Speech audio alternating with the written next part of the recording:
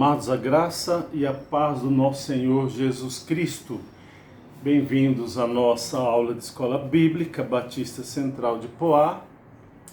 O tema de hoje, tema da aula, os desafios e a beleza de sermos igreja. Quero indicar para os irmãos esse livro, Eclesiologia, a doutrina da igreja, de Enéas Tonini. Amém? Se você puder comprar, muito bom. Utilizamos para essa aula. É uma linguagem gostosa, boa de ler. Amém, queridos? Eu quero já pontuar no início dessa aula a questão do tema em si, no plural, os desafios e a beleza de sermos igreja.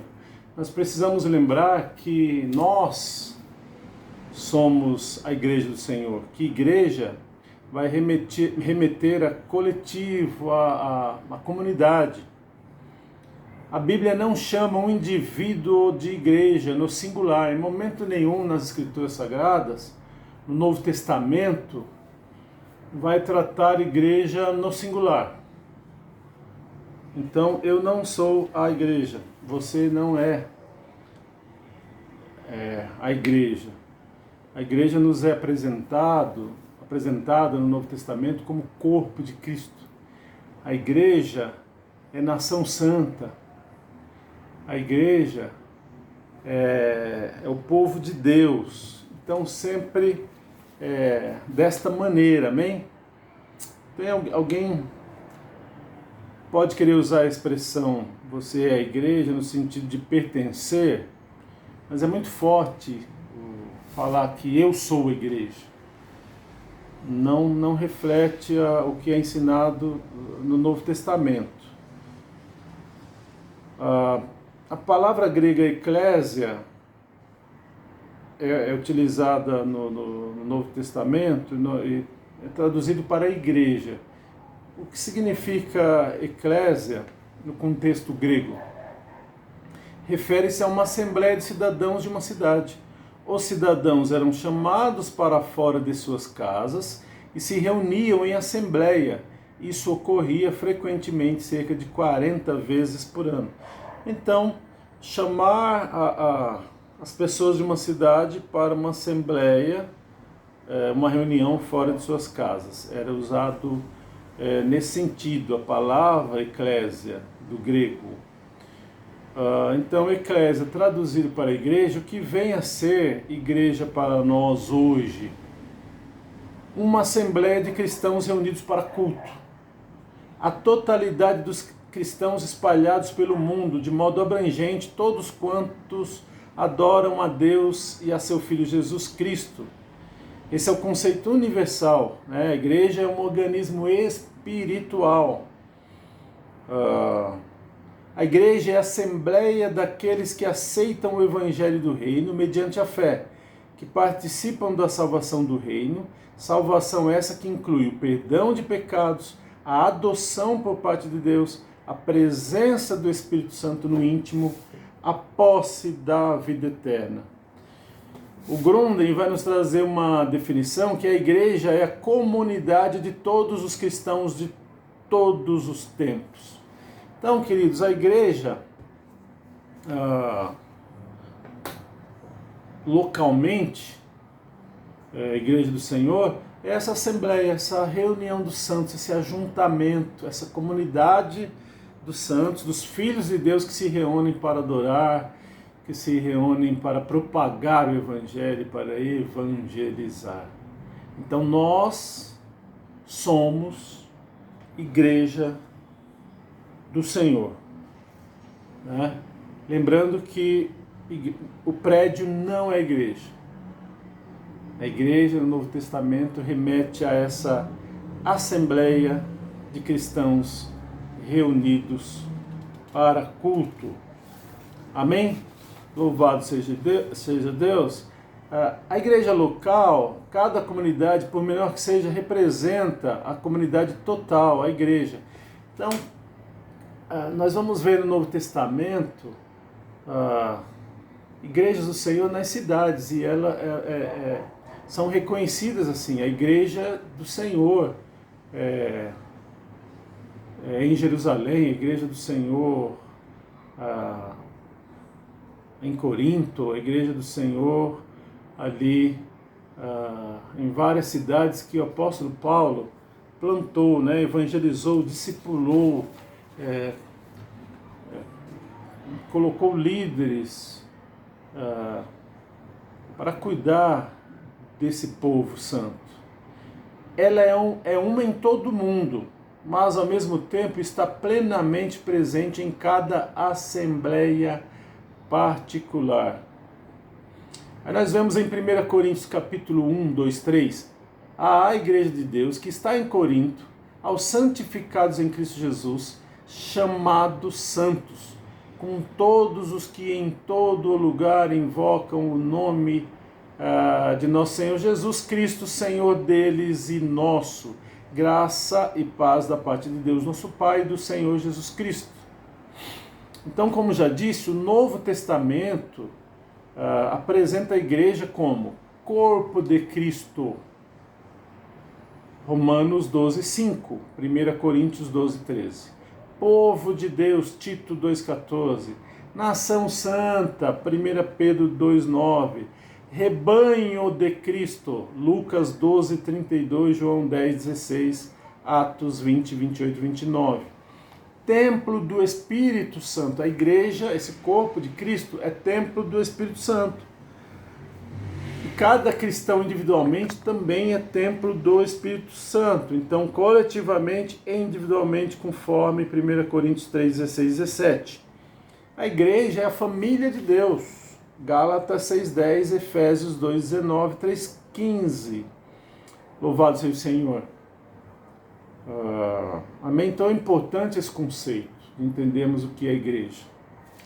A igreja, Jesus fundou a igreja, Mateus 16, 18, Mateus 21, 42, Efésios 2, 20, 1 Pedro 2, 4, 8. Então é o Senhor Jesus que fundou a igreja. E é o Senhor que cuida da igreja. Nós vamos ver em Atos, capítulo 2, a partir do versículo 41, por exemplo, diz assim: então os que lhe aceitaram a palavra foram batizados, havendo um acréscimo naquele dia de quase 3.000 pessoas, e perseveraram na doutrina dos apóstolos e na comunhão, no partir do pão e nas orações. Essa igreja do Senhor, ela persevera na comunhão. Esse é o nosso modelo de igreja. Em cada alma havia temor, e muitos prodígios e sinais eram feitos por intermédio dos apóstolos. Todos os que creram estavam juntos e tinham tudo em comum. Vendiam as suas propriedades e bens, distribuindo o produto entre todos, à medida que alguém tinha necessidade. Mas eu quero destacar, isso aqui foi algo voluntário, em amor, que a igreja fez naquele contexto. Um ponto a destacar é que eles perseveraram na doutrina, e o versículo 46, diariamente perseveravam unânimes no templo. Partiam pão de casa em casa e tomavam suas refeições com alegria e singeleza de coração, louvando a Deus, contando com a simpatia de todo o povo. Enquanto isso, acrescentava-lhes o Senhor, dia a dia, os que iam sendo salvos. Então Jesus fundou a igreja e edifica a sua igreja. A cada dia Deus, o Senhor, acrescenta os que vão sendo salvos. Então a igreja é obra de Deus. Jesus morreu para salvar a sua igreja. Jesus cuida da sua igreja. A igreja é a noiva de Cristo. Louvado seja Deus. Amém? E tem um propósito a igreja. Ela está no reino de Deus e ela é serva do Senhor Jesus e tem uma missão. A igreja, ela prega o evangelho, ela faz discípulos, ela propaga o reino de Deus, a pregação do Senhor Jesus. Interessante nesse tema, qual a beleza de sermos igreja? Qual a beleza, né, irmãos? Que é o tema aqui. Os desafios e a beleza de sermos igreja. eu quero destacar dois aspectos de nós sermos igreja do Senhor. É bom frisar bem isso, nós, porque o Novo Testamento, a palavra do Senhor, nos chama a essa comunhão, nos chama a estarmos juntos, nos chama a congregar. Então, os salvos em Cristo Jesus, essa noiva de Cristo, é belo o estado, essa posição da igreja. Que posição, irmão Nildo? De sermos igreja diante de Deus, o fato de ser obra de Deus, isso. Deus que faz isso. Chamados e escolhidos por Deus, eleitos, né, antes da fundação do mundo, salvos por meio da obra redentora de Jesus Cristo, Cordeiro de Deus. A igreja é alvo do amor de Deus, salva, remida, é a noiva que tem promessa de uma eternidade com o Senhor.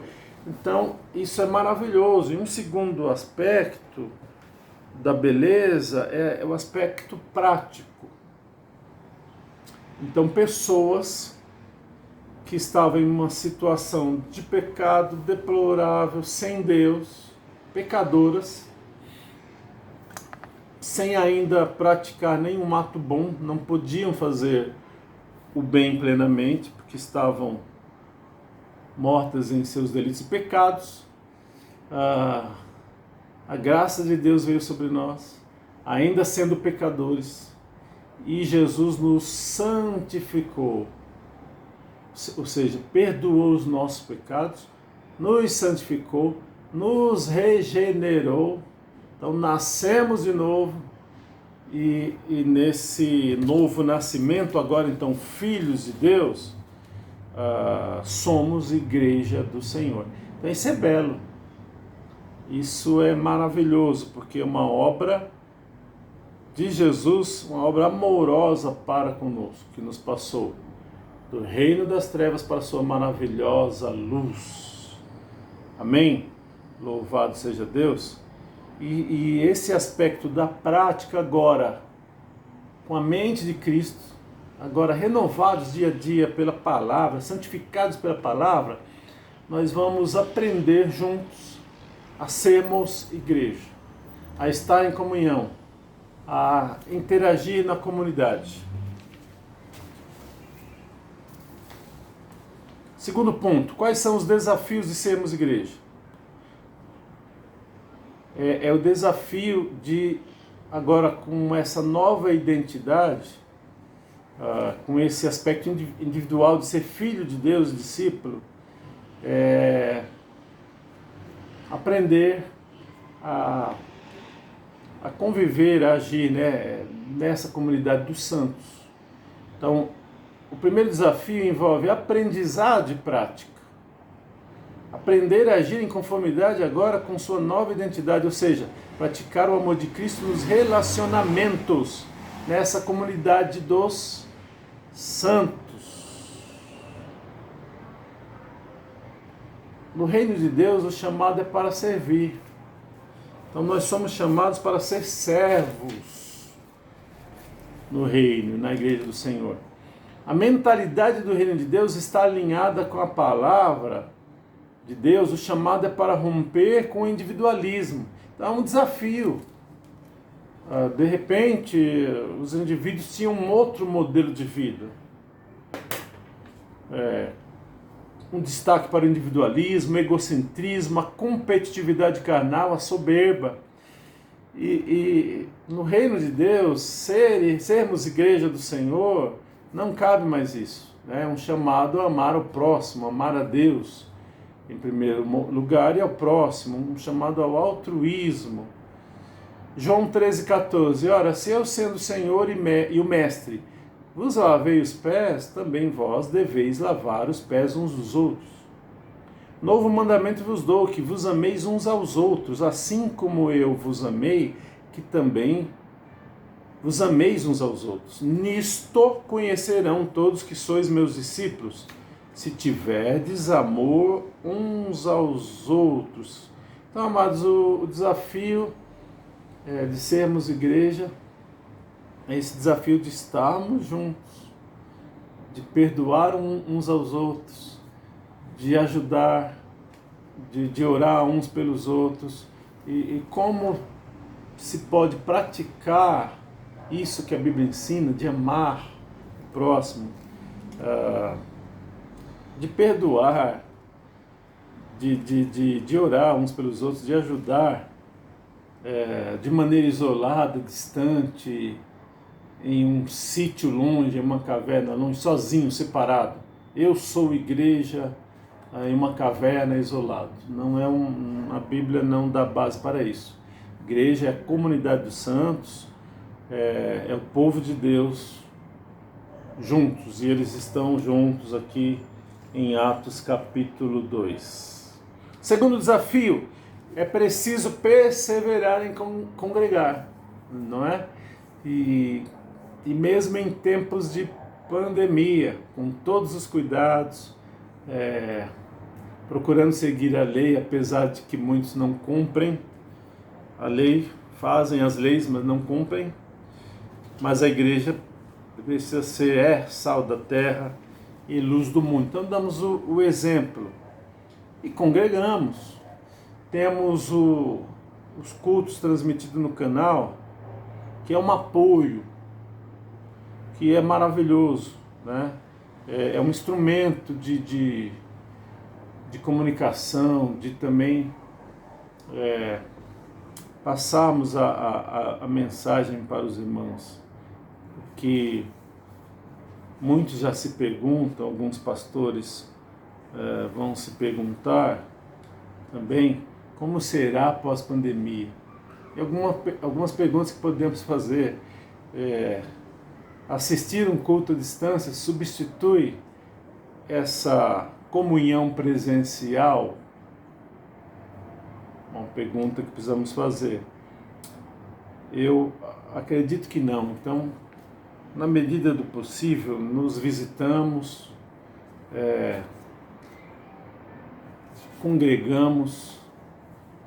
É um momento particular, não é uma regra. Não é via de regra, quando podemos e as condições estiverem mais propícias, em questão de lei, em questão de saúde, a tendência é que voltamos ao nosso cotidiano normal. Precisamos da comunhão, das confraternizações, dos nossos retiros espirituais, das nossas confraternizações. Amém? Louvado seja o Senhor. Nesse ponto, eu louvo ao Senhor que a Igreja Batista Central de Poá, em sua maioria, tem estado bastante presente. Alguns irmãos revezam, estão no domingo, outro domingo estão em seus lares, até pelas condições do momento que vivemos. Mas, entenda, é um momento particular, mas que a tendência é voltarmos a estar 100% integrados. É o modelo bíblico, a comunhão. Então, queridos, não deixemos de nos congregar, como é costume de alguns. Pelo contrário, façamos admoestações, ainda mais agora que vocês veem que o dia se aproxima. Hebreus capítulo 10, versículo 24 e 25. Perseverem em congregar, não deixem de congregar. Alguns irmãos, por motivo da idade, das restrições, por motivo de saúde, né, não estão podendo participar mesmo revezando, porque tem a lei, mas alguns têm demonstrado desejo de estar, principalmente os irmãos idosos, de estar presente alguns domingos. Então, esse desejo, esse amor, essa saudade demonstra que há uma comunhão, que nos vemos como família de Deus, que somos, e é algo real, é algo de você é meu irmão mesmo, porque Deus é nosso Pai. Então é algo literal nesse sentido, né? Não é como eu vi um pregador falando, não é um jargão, ô meu irmão, minha irmã. É bíblico. É essa a nossa posição diante de Deus, de filhos salvos, igreja do Senhor, corpo de Cristo, povo de Deus. Louvado seja o Senhor. Em Hebreus 10, queridos, O contexto aqui, a comunidade sofria perseguições, ou sofreu, e a perseguição ela poderia ser intensificada. E provavelmente há um grupo de indivíduos que ainda não assumiram um compromisso total de fé em Cristo. Ali na igreja que o autor aos Hebreus escreve, alguns estão querendo até abandonar a fé, voltar a velhas práticas, mudar de religião. O culto coletivo e corporativo é parte vital da vida espiritual, vai dizer MacArthur. E o autor aos Hebreus está dizendo, olha, não deixemos de nos congregar como é costume de alguns. Nos nossos dias, alguns estão até ensinando isso, como se não fosse tão importante congregar na igreja. Alguns estão ensinando isso. Eu sou a igreja, eu sozinho na minha casa oro, leio a Bíblia. Não, é o modelo que está na palavra. A palavra exorta, a palavra ensina, aliás, a estarmos em comunhão. E qual o propósito desse congregar? Incentivar, encorajar, estimular uns aos outros ao amor e às boas obras. Jesus está voltando para buscar a sua igreja. Precisamos vigiar, esperar juntos. O F.F. Bruce vai dizer o seguinte: qualquer tipo de cristianismo solitário é impensável para o autor de Hebreus, que lamenta o fato de que, apesar do dia estar se aproximando, há os que negligenciam seus encontros. Não podemos negligenciar nossas assembleias, nossos encontros. 1 Tessalonicenses 5, 11, 15. Consolai-vos, pois, uns aos outros e edificai-vos reciprocamente, como também estáis fazendo. Agora vos rogamos, irmãos, que acateis com apreço os que trabalham entre vós e os que vos presidem no Senhor e vos admoestam, e que os tenhais com amor em máxima consideração por causa do trabalho que realizam. Vivei em paz uns com os outros. Exortamo-vos também, irmãos, a que admoesteis os insubmissos, consoleis os desanimados, ampareis os fracos e sejais longânimos para com todos. Evitai que alguém retribua a outro em mal por mal, pelo contrário, segui sempre o bem entre vós e para com todos. Nos chama aqui, como igreja, a honrar e amar e considerar o pastor da igreja, nossos pastores, os pastores. Encorajar, fortalecer os fracos. Os indisciplinados devem ser avisados e ensinados a voltar a andar na linha. Então, amados, é no contexto de congregação dos santos, de corpo de Cristo, que tudo isso ocorre. É no contexto de igreja que amamos. É no contexto de igreja que o Senhor pôs pastores para pastorear o rebanho. É nesse contexto que tem evangelistas. É também no contexto de igreja que o Senhor ele distribui os dons, e os dons são utilizados para edificação do corpo de Cristo. Olha o que diz Efésios capítulo 4, 11 e 12, que muitos esquecem, desprezam a igreja como agrupamento de pessoas santas servindo a Deus, como um lugar que Deus pôs pastores, desprezam os pastores. E Ele mesmo deu uns para apóstolos, e outros para profetas, e outros para evangelistas, e outros para pastores e doutores, querendo o aperfeiçoamento dos santos, para a obra do ministério, para a edificação do corpo de Cristo. Efésios 4, 11, 12. Então há um propósito do ministério pastoral: edificar a igreja nesse serviço, amém? Aperfeiçoamento dos santos. Os dons são manifestos no contexto de igreja para edificação. As ordenanças são duas: batismo e ceia, no contexto de igreja. Os apóstolos congregaram, os cristãos da igreja primitiva congregaram, e nós hoje congregamos. Então a igreja local Batista Central de Poá é a igreja do Senhor, é corpo de Cristo, nesse local que estamos. as demais igrejas cristãs que pregam o verdadeiro evangelho, que estão ali salvos e remidos pelo sangue do Senhor Jesus, são igreja do Senhor. Finalizando essa aula, quais fatores podem levar o cristão a desanimar de congregar? Primeiro ponto é a falta de conhecimento claro da palavra de Deus, levando o indivíduo a pensar que congregar é desnecessário ou secundário, como disse. Se não conhece bem, às vezes cai na conversa de falsos ensinos. Não, você não precisa congregar não, fica na sua casa sozinho, no seu sítio. Se ajunta com mais 2, 3.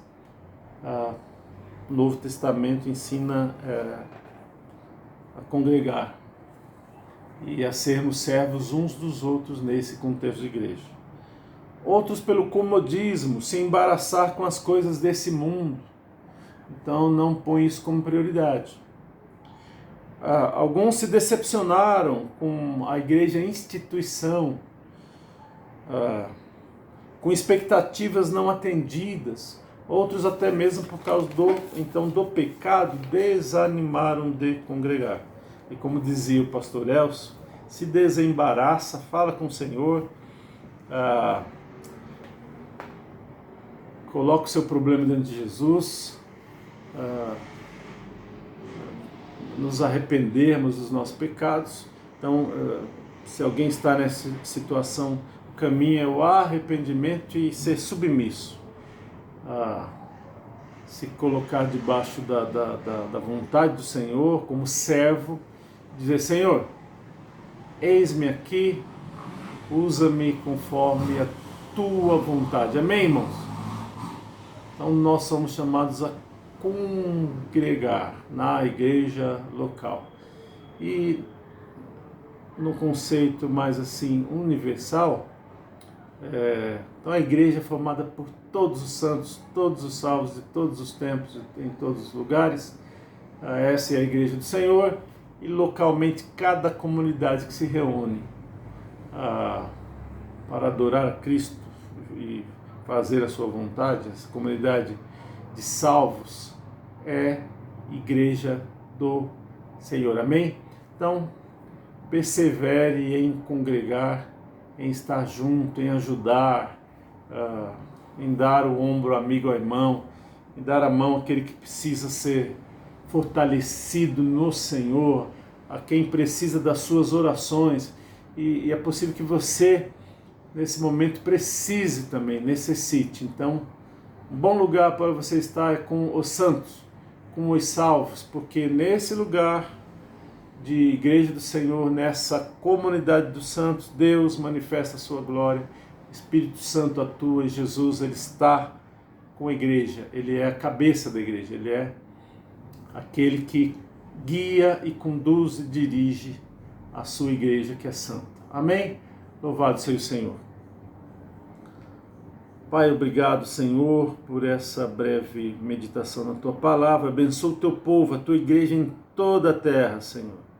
Louvado seja o Teu nome. Abençoa a nossa Igreja Batista Central de Poá, todas as igrejas do Brasil e do planeta Terra, em nome de Jesus, nesses tempos difíceis, nesses tempos de perseguição, onde muitas igrejas têm sido proibidas de tantas coisas e muitas igrejas têm sido perseguidas, Senhor. Tem misericórdia, fortalece-nos como igreja sua, que possamos crescer na graça, no conhecimento. Amém?